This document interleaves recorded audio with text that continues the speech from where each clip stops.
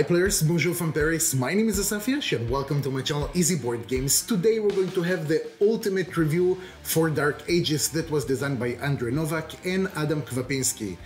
How come it's the ultimate review? Well, let's start with the overview and soon you'll understand. In Dark Ages, each player is going to play one of the factions in Europe, and what you can see on your screen right now is a little bit of a mess because this is how pretty much the game yesterday that we played was finished. You can see both of the boards combined together from both games in order to create a bigger map that can hold up to 8 players. In your turn, you're going to take one of your noble discs and you're going to place it in one of the places to take an action.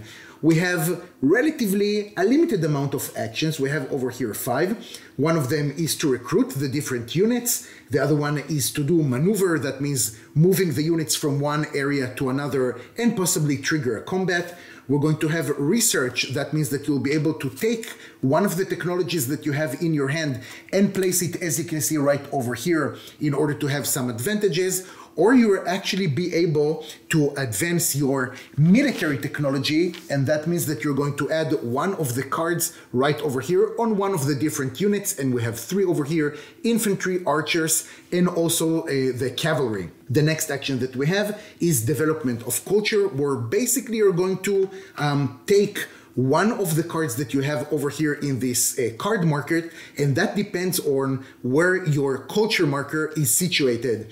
In the beginning, of course, when it's situated over here, you'll be able to have only the selection of a few cards, but the more you advance, the more culture you're going to have, the more cards you will be able to take. And the last action that we have over here is called building. Well, you guessed it right.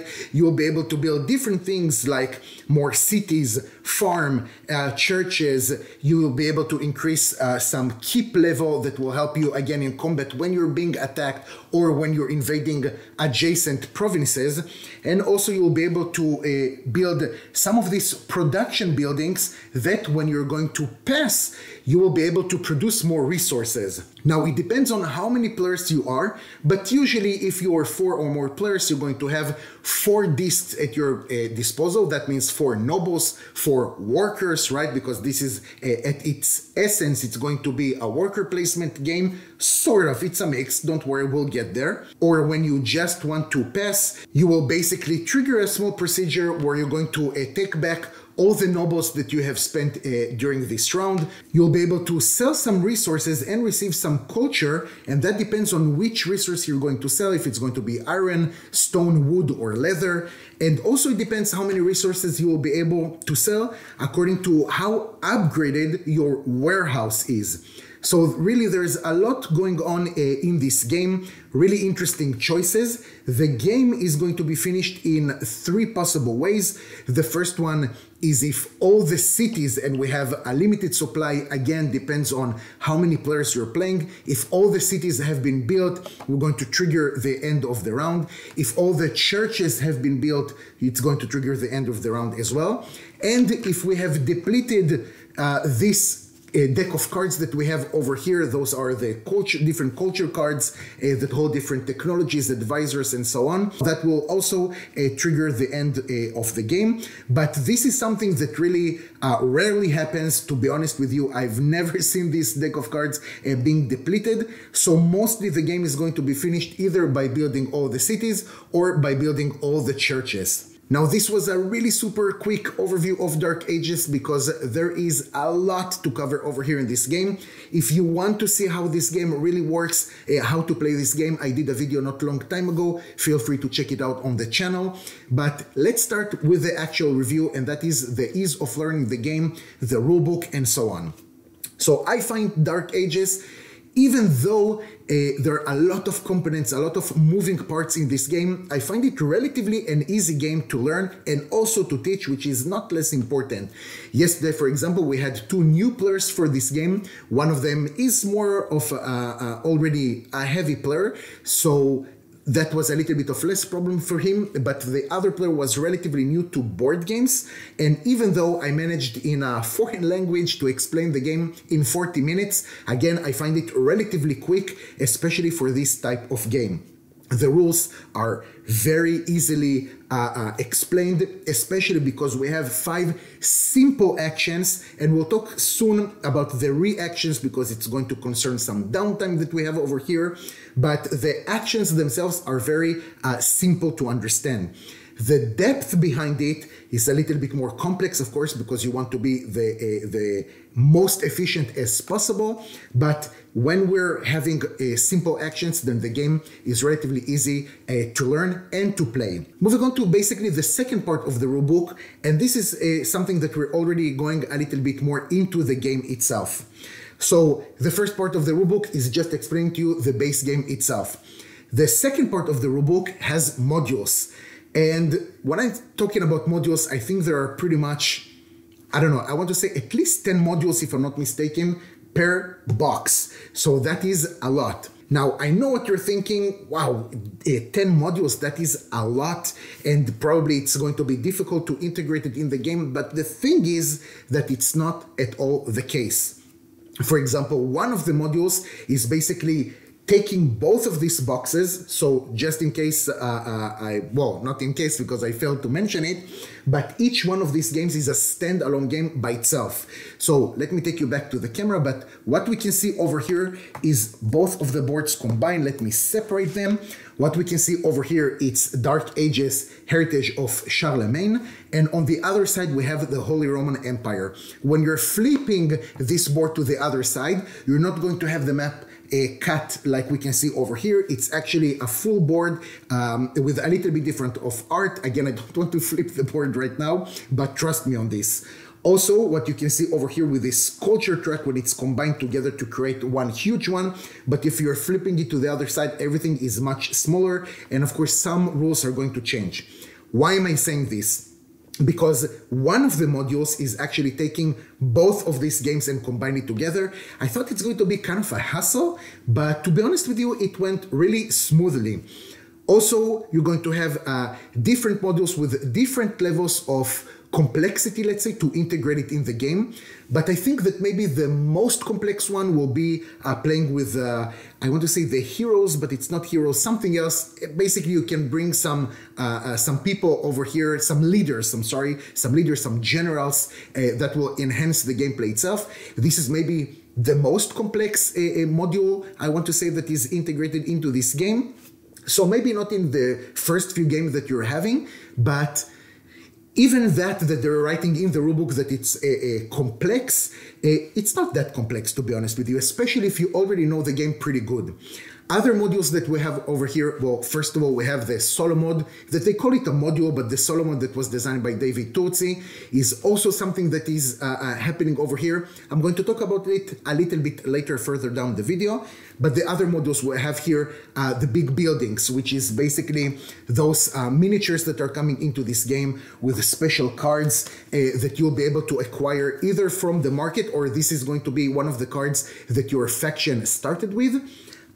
So this is something that is going to cost something that is different, right? It's going to be marked over here on the card. You're going to take the corresponding miniature and place it in one of the provinces that you have, and it's going to give you an immediate bonus or something a little bit for later. This is one possibility. Another possibility is to have, let me find this card, some mercenaries, the Norsemen. So this card, you will be able to either hire these Norsemen in your next combat, so they will help you with some military units, or you will be able to trade with them. You have advisors over here. Which other modules we're going to have?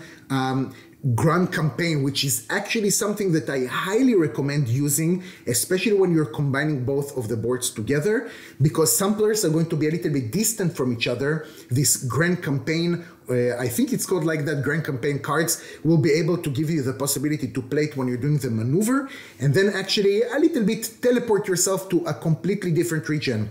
So the other players, since this is a hidden information, the other players don't know which cards that you're starting the game with other opponents have, so it keeps a little bit the tension. So even though, for example, you're going to be situated in a East Europe, you don't know, because maybe someone from Francia over here is going to attack you, even though they're really a few provinces away from you. Let's move on to the next thing, and that is to the gameplay itself. And I have to be honest with you guys, how did I discover this game? First of all, it's not a secret that in this channel I just love 4X board games. And when I did research of 4X games, I came across, Dark Ages. Now, I cannot say, in my opinion, that this is a true 4X game, because exploration here is only going to be in the form of the barbarian tokens. This is something that we're going to put on the map during setup, and then just to have a little bit enemies on the map that are not the opponents, the other players. So when you want to invade to different provinces, you're going to have this token of barbarians that either you're going to have the reward that is visible, but you don't know who you're going to fight, or you know who you're going to fight, but you don't know what is the reward. Personally, and this is something that I kind of house ruled, I find it a little bit weird to know what is the bonus that you're going to receive and not which units you're going to fight. So over here, when you're playing at my place, probably all the tokens will be that you know which enemies you're going to fight, how many of them, and then when you're winning, you're going to discover what is the bonus. So I'm guessing this is part of the exploration. This is something that we're seeing in many games that want to declare themselves for 4X games, like Voidfall, for example. And don't get me wrong, Voidfall, one of my top 5 games of all time. But to me personally, I wouldn't be able to call it a true 4X game. So in any case, I came across this game, and obviously, since I'm really not good at checking things, I just ordered it. I think it was secondhand in BGG for around 90 or 100 euros. It was, I want to say, like a mistake for not checking, but actually that mistake went really well, because I'm so happy Dark Ages came into my board game world. Going back actually to our topic, which is how the game works, I think that, first of all, the game goes really quickly, okay? Even at 6 players, that is the game that I literally did yesterday, we finished up at 35 minutes per player, which I gotta tell you, it's really nothing, in my opinion, for this type of games. 35 minutes per player. And that is thanks to the quick actions that we're going to have here. I think that maybe the longest action someone can take is actually maneuver and going to attack a different region with barbarians or another opponent. But even then, the combat is going to be relatively quickly. Don't worry, we're going to talk about the combat a little bit later as well. On top of that, something that is going to help immensely with the downtime is the fact that, again, depends on how many players you are in this game. Every time you're going to place an amount of discs, so let me find one more over here.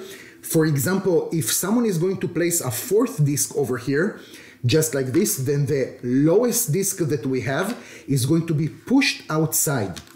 And after the player has finished taking the main action, the player that was pushed outside is going to check which of the reactions, they will be able to take. Usually it's going to be an action that is not as strong, let's say, as the normal actions, unless of course we're talking about recruit or a regroup, which is like maneuver, but you will not be able to attack with it. But still, it's going to help you gain resources. And then even though maybe you just played your turn and someone else is playing, maybe your disc is going to be pushed outside and still you're going to be in this loop of playing. So I think that it's kind of amazing. It keeps everyone sharp right now on the on this cultural track to see what's going on and who's going to be pushed out. And also it actually adds another layer of strategy, because usually you would want your disc to be at the most bottom position of taking these actions, because you want your disc to be pushed out so you will be able to take another action, which can sometimes affect the game tremendously.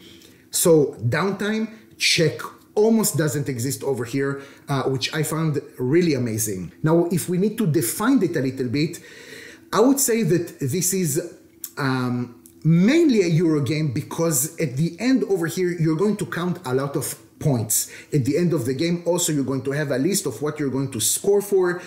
And many of the things that we're doing over here, like building churches, is something that is going to push your victory points quite a lot. So combat on the other side is not going to give you so much victory points. So really you're going to use combat only when you need to push your other agendas furthermore. And that is something that is really interesting. But on the other side, this is not only a Euro game, okay? We have here a little bit the side of a Ameritrash, right? Because we need to roll some dice. So this is kind of interesting. I will say that all the other 3 X's of 4X are definitely over here. So let's push it a little bit and say that this is a 4X Ameritrash Euro game that combines all these mechanisms together extremely well. I think that the fact that you're having here a lot of things to do, and there are many ways to get the victory points. You can push your warehouse. You can upgrade your warehouse. So when you're passing, you'll be able to sell more goods. You'll be able to build more of the production buildings, combine it together. You have here so many types of cards, different technologies, civil technology, common technologies, or military technologies. Those are things that are going to help you later in combat. So combat is not just like rolling dice and whatever happens, right? Because basically, with the technology cards, you'll be able to mitigate basically the result of the dice. So let's do a quick cut and talk about the combat itself. Basically, we have 3 phases in combat. First of all, we're going to have the archers. So in every card that we have over here, and actually let me show it to you on the board itself. In the basic units, we're going to have some numbers over here, and that is what your unit need to have on the dice in order to do 1 hit. So at the basic level, for example, the archers are going to hit at 4 or more, but when you're going to upgrade your technologies, it's going to drop. For example, with the 2nd level technology of archers, you're already hitting at 3. But it's not only that, wait for it. Then the 2nd phase is going to be with the cavalry that they're going to charge. So again, we have this thing with the basic units and the upgraded units. And then we're going to have the melee phase where everyone is just attacking everyone. And we're going to have here infantry and archers and cavalry all doing the same things. And this is why we're going to have different colors of dice. So you'll be able to relate which unit attacked and which dice is going to correspond to it.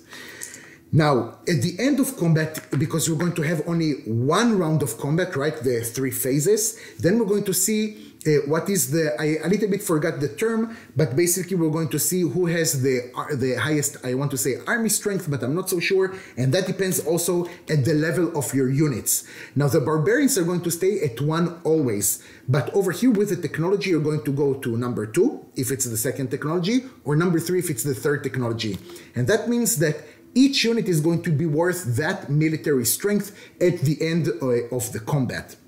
So if, for example, at the end of the combat, the enemy has 2 units and I have 2 units, but my units are already at level 2, that means that my combat strength is going to be 4 versus 2. That means I won the combat and the enemy is being annihilated if it's the barbarians. If it's another opponent, they will be able to retreat to a friendly adjacent province. So the barbarians are out there basically to bother you a little bit at the beginning, but further you're going to advance in the game, the easier it's going to be to win the barbarians. But also, because this is a very well-designed game, the more you win and the more discs you have over here, the more enemies you're going to face later on the combat. For example, with your first barbarian, it's going to be only what is written on the token itself. If you're fighting already your 2nd barbarian token, then you're going to add an infantry, then you're going to add an archer, and then you're going to add a cavalry.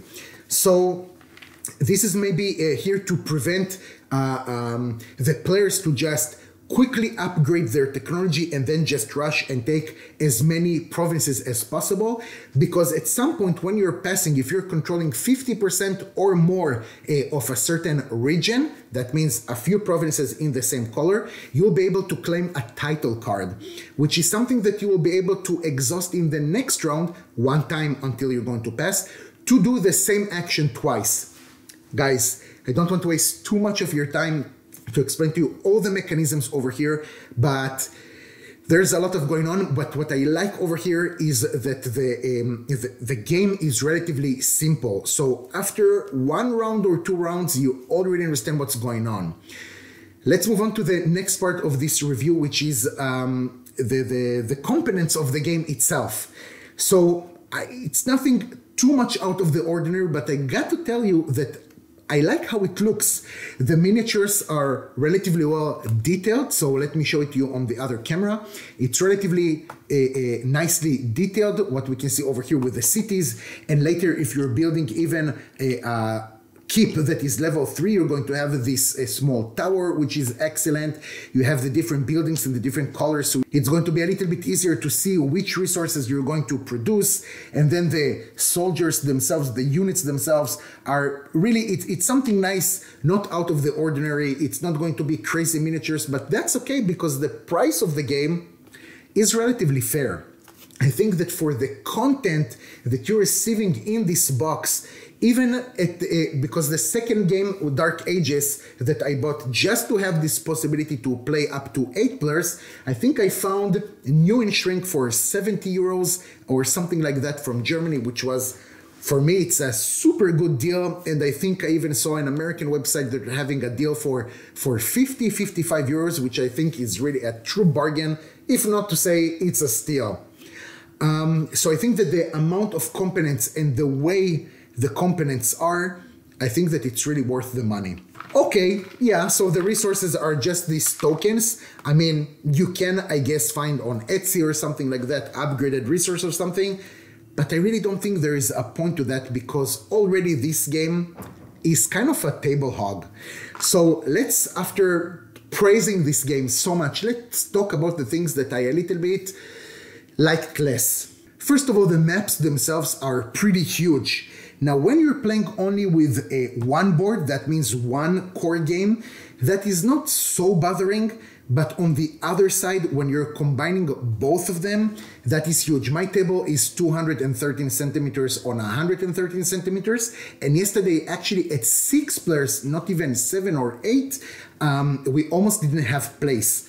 The second thing is that because these player boards are huge, should they be so big? I'm not so sure. I mean, I can understand that you want the cards to be the same, right? Because it's going to come from the culture deck, so you don't want to have cards in different sizes. But still, I wonder if they could have made this board a little bit smaller. Also, we're going to have here the different farms, and everything is explained on the player board, okay? You don't need to go back to the rules.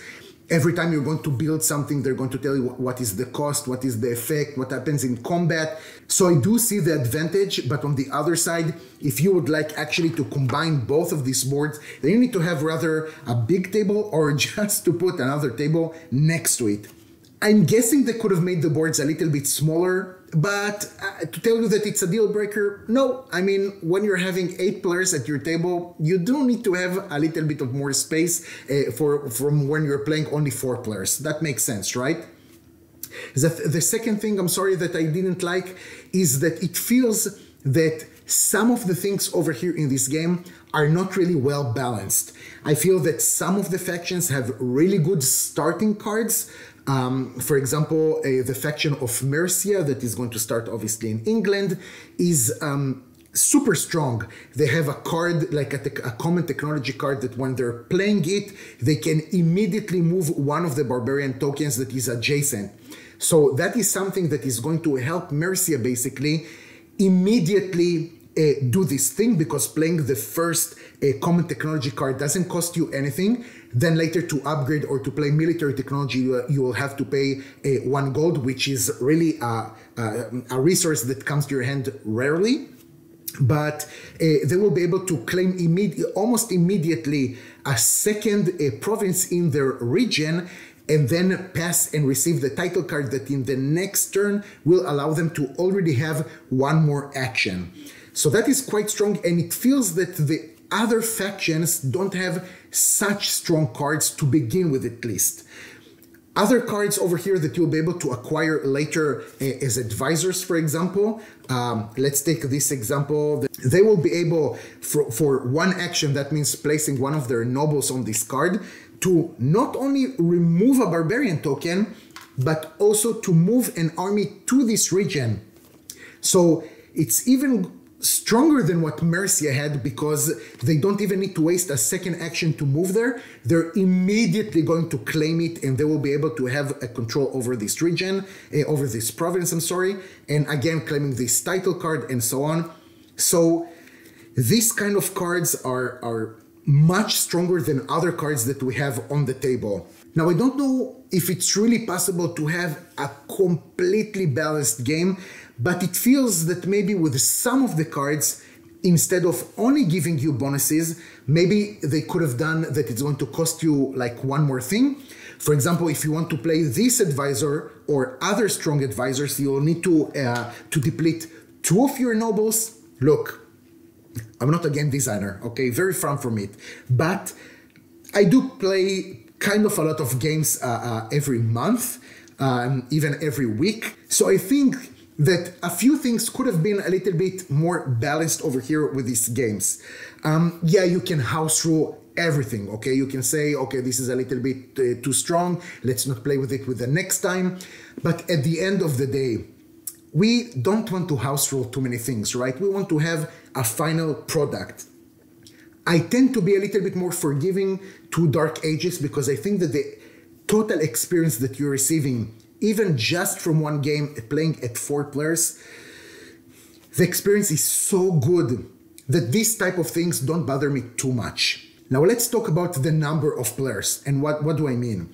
Even when you're playing only one of the games, okay, not combining them together, it feels that playing less than 4 players is again not as balanced as you would have expected, okay? That means that maybe 2 factions are going to be a little bit too close, and then 1 faction is going to be further down and will be actually more free to expand to other regions and of course take more resources. And I think you already understand the snowball that we're going to have over here. I'm not so sure how to pre-balance it or something like that if we're not going to enforce at the beginning of the game, okay, Jim, you're going to play this faction, and Matthew, you're going to play this one, and I'm going to play this one. So it's pretty much, you know, balanced. So again, you can bring into your game this module of distant campaigns, but it feels that it's not being made actually for only one side of the map. That means only for one of these games. It feels that this module should be used only when you're playing both of the games. So the same thing I'm going to say for both of these games, because obviously when you're combining them, you can play more than 4 players, but I'm not so sure I would have wanted to play this game at 5 players. 7, okay, but 5 players, you always have the possibility that at least one of the factions is going to be a little bit further away from the other factions, and thus giving it more opportunity to expand and progress in their game with less less of the possibility to being disturbed by attacks of other players. So it's kind of a double-edged sword over here, and it feels like you're either going to play it at like 4 players or at 6 and more, or you'll have to enforce some basic rules, you know, some house rules, just to make the game a little bit more balanced. Until today, it didn't bother me at all. I played this game, everything was cool, and I enjoyed every second of each game. I simply love it. But I'm not so sure it's going to be for you guys. Depend on the type of group that you're having, the type of players you are, and so on. Another thing that I would like to talk about is the solo mode. Now, the solo mode is a little bit more complicated, okay? Yes, you're having some moving parts, and you'll have basically a deck of cards that is going to be played for the enemy. The game changes here a little bit. I think that I would have tried to do something a little bit different, maybe with having the enemy attacking a little bit more, because for me, it felt that the solo mode, the enemy is a little bit more static and just like accumulating a lot of units before actually attacking. I'm guessing that it kind of damages the game. It's still a good solo experience. I'm not so sure if you're an only solo player, I'm not so sure this game is for you. It is soloable, but I'm not so sure I would have bought this game if I'm only playing it solo. I think that there are other games that are going to give you a better experience. All in all, you guys, Dark Ages is a game that is hitting my table this year so many times. I cannot stop playing it, being honest with you, okay? This is, for me, one of the ultimate games to play at 4 players. I love that it's a free-for-all. I love that attacking is not so easy and can be a little bit punishing if you're losing units, because you can recruit only 1 unit per action, unless you're going to use your title card. But again, combat is not maybe the most direct way to win in this game. It's just something to help you get more things that will give you more victory points. I think that it's a really good balance between a point salad, okay, that you're just going to have many things that you'll score at the end of the game. Also rolling some dice, so it's always a little bit of fun. Technology cards, military technology and the common technology, the different ways that you'll have to gain the different resources. Sometimes you can stay maybe only in your own region with having all of these provinces and still be eligible to get a lot of victory points because you build more churches, because you have in all of your cities a level 3 keep, and so on. Dark Ages has a really good chance at the end of the year to be one of my top 5 games and replace one of the games that is right now at the top 5. Again, I love this game. I wish there would be one day maybe a second edition. I'm a little bit skeptical to actually sing it, because I'm guessing that the designers maybe are busy doing other games. But I think that Dark Ages maybe suffered from not really being out there. I don't see a lot of videos on this game. I think that I didn't see actually a lot of YouTube channels talking about this game, and the YouTube channels that did talk about this game, I think that the Dice Tower have a review for Dark Ages that was not so positive. I beg the difference, and I truly recommend for you, if you can get your hands on a copy of one of these games, it really doesn't matter because they're pretty much, I'm sorry, identical, just a few slight changes. Do it. Take it, try it. I think that if everything that I've told you in this video sounds good to you, you will not regret it. Guys, thank you so much for your time. I truly appreciate it. Join me on my Discord. Let's talk a bit more about Dark Ages or about other board games. I'm going to leave the link down below in the description. Take care, and I'll see you next time.